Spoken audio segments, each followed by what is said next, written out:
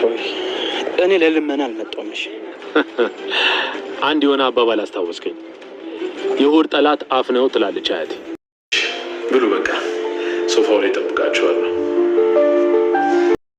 ግዴ ለማላቆይሽም አንድ ብቻ አረፍ ብለን ነው። እሺ አመሰግናለሁ። ዘርፌ ናት። ቆይ ምን ብላ ነው? አንደኛውንማ ባፋ ብትለኝ እኮ አሪፍ ነበር። እና ታዲያ በምን ሆነ ያለች? በአይኗ ኧረ ምን ፈልጋ ነው ለብቻ ምግብ ታቀርብልኝ? እኔስ ቆይቶ አይደል የገባኝ። ምግብ እንብላ ብላ ይኸውልሽ በወንበሩ ስር ግቧን አሰድብኝ መሰለሽ። ምን? ወዴት ነው የሰደደችው? ደግሞ ወዴት ልበልሽ? እና ዝም አልካት? መላስ ሁለት እንቆላልፈኝ። ሀሳብና እቅዶችን እያፈለቀ የሚገኘው ሳሚ አሁንም ለየት ያለ ሀሳብ አምጥቷል።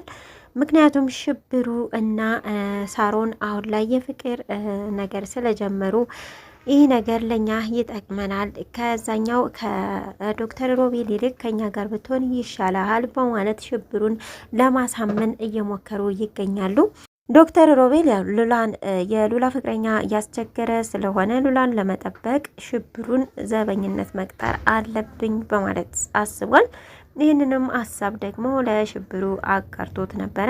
ሽብሩም አሁን ላይ ወደ ገጠር መመለሱን ትቶ ከሳሮን ጋር እዚሁ ትንሽ ጊዜ መቀመጥ እፈልጋለሁ በማለት ሲነግራት ነበረ። ሰላም ጤና ይስጥልኝ ውድና የተከበራችሁ ተመልካቾች እንዴት አላችሁ? እግዚአብሔር ይመስገን በጣም ደህና ነኝ። በያላችሁበት ሰላማችሁ ይብዛ እያልኩ ለዚህ ቻናል አዲስ ከሆናችሁ ሰብስክራይብ በማድረግ ቤተሰብ ሁኑ። እንዲሁም ነባሮች ላይክ ሼር እያደረጋችሁ አበረታቱ። ዛሬ ደግሞ ቤዛ ድራማ ክፍል 87ን ይዤላችሁ መጥቻለሁ። እስከ ቪዲዮ ፍጻሜ ድረስ አብራችሁ ይቆዩ። ሽብሩ ወደ እነ ሉላ ቤት እንግዲህ ለስራ ገብቷል።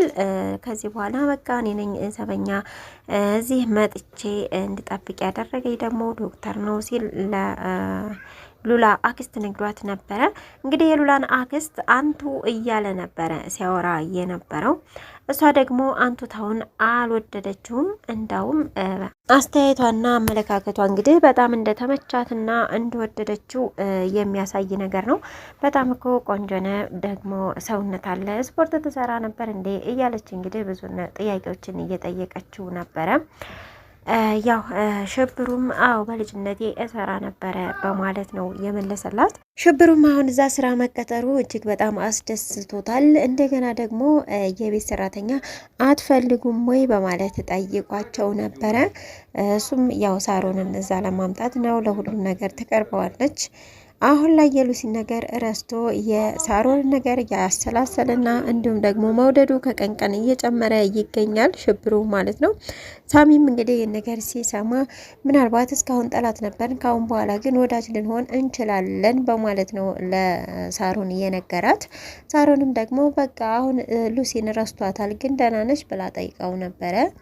አያቴሌ ብላ ወደ ገጠር ሄዳለች በማለት ነበር እየነገረው። ልክ እንደመጣችም እንግዲህ ሉሲ ቤቷ ከቤዛ ጋር እያወራች ነበረ። ቤዛም እህቴ እያገዘችኝ ነው አሁን ላይ፣ ስለዚህ ሁሉን ነገር በሰዓቱ ይስተካከላል ብዬ ተስፋ አደርጋለሁ እያለቻት ነበር። እኔም ማግዘሽ ነገር ካለ ንገሪኝ፣ እኔ ስህትሽ አይደለሁም እንዴ በማለት ሉሲ ትነግራታለች። ነው በቃ የእሷን ነገር ተወው ስላልኩት በዛ ተቀይመሽ ነው በማለት ተናግራ ነበረ። ቤዛ ግን እጅግ የዋህና ሮሮ ስለሆነች ያን ያክል ቂም አትይዝም። ችግር የለም አሁን ላይ እህቴ እያገዘች ነው፣ ካስፈለግሽ ግን እዚሁ ነሽ እነግርሻለሁ፣ ችግር የለውም በማለት እንግዲህ ነግራታለች። ሉላም እንግዲህ ቤዛን እጅግ እንደጠላቻት አድርጋ እንኳንም ያላትን ነገር ሁሉ ነጠኳት፣ በጣም ደስተኛ ላይ ነገር ግን ምን ዋጋ አለው አንቺ ደግሞ አለሽ እያለቻት ትገኛለች። የእውነትሽን ነው ግን የምታወሪው ከእህትሽ ጋር ይሄን ያክል ተቀያይመሽ ነው በማለት ነበረ የጠየቀቻት። አዎ በጣም ጠልቻታለሁ፣ ዲቃላ ያረገዝሽ ብላ አለችኝ። ለሞራሌ እንኳ ሳትጠነቀቅ እንዴት እንደዚህ ትለኛለች? ከአንድ እህቴ ብጠላኝ እንኳ እንዲህ ማድረግ የለባትም ነበር፣ እንዲህ መባል ማለት የለባትም ነበር ብላ ትናገራለች። ምክንያቱም ከቤዛ ጋር በተገናኙ ጊዜ ለሮቤልም ሆነ ለአክስትሽ እኔና አንቺ እንደማንዋደድ በቃ ኃይለኛ ጠላትሽ እንደሆንኩ አስመስለሽ ነው የምታወሪው በማለት ነግራት ነበረ። ደግሞም አሁን ላይ እየተፈጸመ ያለው ይሄ ነው። ማለትም ሉላ እነሱን ለማሳመን ስትል በቃ ያቅሟን እየታገለች ትገኛለች። በተለይ ደግሞ በቃ ያክስቷ ነገር እጅግ በጣም ነው ያናድዳት። አክስቷም እንግዲህ ሽብሩን በቃ ዛሬ ምሳ ከኔ ጋር ነህ በማለት ምሳ ሰርቼ እዚሁ ትበላለህ በማለት ቤት አዘጋጅታ ነበረ። ያው ሶስቱም እየበሉ ባለበት ሰዓት ዶክተር ይመጣል። ዶክተሩም እንግዲህ ሲመጣ ሽብሩ ብድግ ብሎ ነበረ ሊሄድ የተነሳው።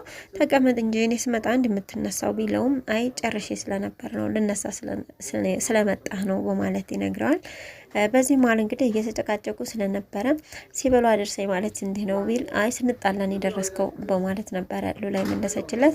ልመለሳ እንግዳው ብሎ ፊቱን ሲያዞር አይ አሁንማ እንዴ ገብተሃል አይደል እንዴ ወዴት ነው የምትሄደው በማለት አረፍ እንዲል አድርገውታል።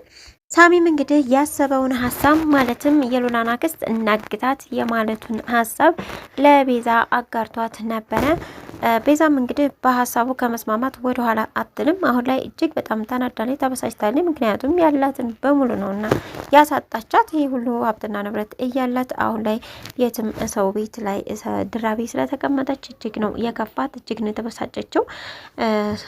እንትና ሳሮን ግን ይሄ ነገር አይሆንም በስርዓት አስብ እንጂ እያለችው ትገኛለች።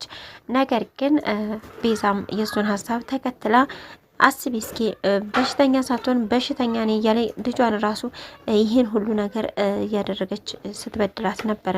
ስለዚህ ለሷ ይሄ ሲያንሳት ነው እንጂ አይበዛባትም በማለት ትናገራለች። ይህ እኮ ወንጀልም ነው። ስለዚህ እነሱ በጭንቅላታቸው ነው እንጂ ይህን ነገር ሊሰሩት የቻሉት። ስለዚህ እኛ ደግሞ በጉልበት ማድረግ የለብንም እያለች ሳሮንም እየመከረች ትገኛለች። ሳሚ ግን እጅግ መጨረሻ ፓርት ላይ ደርሷል። በጣም ተናዷል፣ በጣም ተበሳጭቷል። ይህ ነገር ደግሞ በስርዓቱ የማይሄድ ፈጥኖ የማይሄድ ከሆነ በቃ ያለን አማራጭ እሷን አግተን ሁሉን ነገር በጉልበት እንድታደርግ ማድረግ ነው ያሰበው ሀሳብ። የሀሳቡ ይጸድቅ ይሆን ወይ አይጸድቅ ይሆን እንግዲህ በቀጣይ ቪዲዮ የምናየው ነው የሚሆነው። የሉላም ባለቤት እንግዲህ ፍቅረኛዋ የልጇ አባት ይቅርታ አድርግልኝ እያለ ይገኛል። እሷ ግን በቃ አጠገቤ እንዳትደርስ ካሁን በኋላ በማለት ነው ምላሽ የሰጠችው። እሱ ግን ይቅርታሽን እስከማገኝ ድረስ ከአጠገብሽ አርቅም ብሏታል። ምናልባት ይህን ነገር አስተካክላ ወደ የቤዛ ህይወት ወደ ራሷ ወደ ቤዛ ተተመለሰ ያን ጊዜ ሉላ የሮቤል ጠላት ስለምትሆን ምናልባት ያን ጊዜ ለልጇ ስትል ይቅርታ አድርጋለት ሊኖሩ የሚችል ሀሳብ ነው ያለኝ። እስካሁን አብራችሁ ስትከታተሉኝ የነበራችሁት ቤዛ ድራማን ክፍል 87 ነበረ። በቀጣይ ቪዲዮ እስክንገናኝ ቸር ቆዩ እያልኩ ይዘው ሰናበታችኋለሁ። ያላችሁበት ሰላማችሁ ይብዛ። ሰላም ለሀገራችን፣ ሰላም ለህዝባችን።